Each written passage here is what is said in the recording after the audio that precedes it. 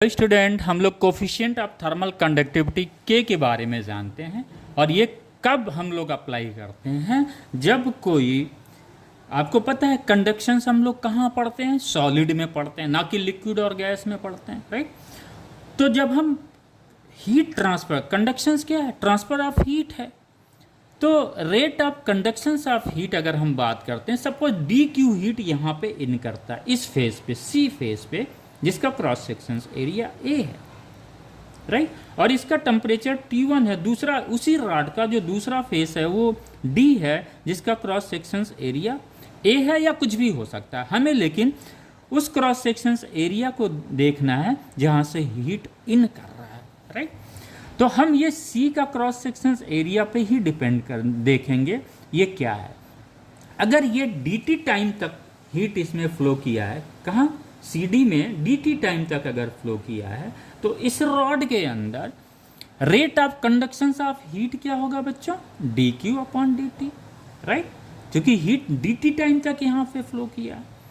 आइए, जब ये सॉलिड स्टडी स्टेट में होता है, स्टडी स्टेट का मतलब क्या हुआ, हर एक पॉइंट के क्रॉस सेक्शंस का जो टेम्परेचर होगा वो सेम होगा, बदलेगा नहीं।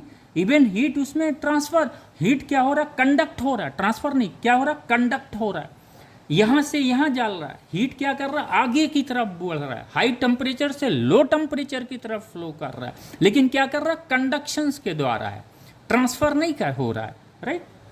तो ये डी क्यू हीट अगर इस फेज से इन किया है और ये सॉलिड रॉड जो है ये क्या है, स्टडी स्टेट में है। स्टडी स्टेट का कॉन्सेप्ट क्लियर हो गया, टेम्परेचर हमेशा अनचेंज रहेगा हर एक पॉइंट के क्रॉस सेक्शन एरिया का, तो यहाँ पे डी क्यू हीट बाहर होगा, यानी rate of conductions of heat हम कह सकते हैं is directly proportional to the temperature difference T1 greater than T2, right, और inversely proportional to the C और D के बीच में जो डिस्टेंस dx हमने लिया है उसके इन्वर्सली प्रोपोर्शनल होगा, राइट।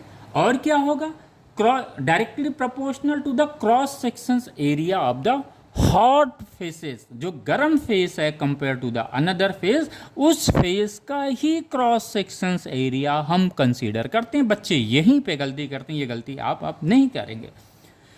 प्रोपोर्शनल हटाने के लिए हम एक कांस्टेंट लगाते हैं जिसे हम k कहते हैं, k से रिप्रेजेंट करते हैं, और इस k को हम बोलते हैं coefficient of thermal conductivity, right. ये किस पे डिपेंड करता है, ये डिपेंड करता है नेचर ऑफ द मटेरियल पे डिपेंड करता है जिससे वो सॉलिड रॉड बना होता है।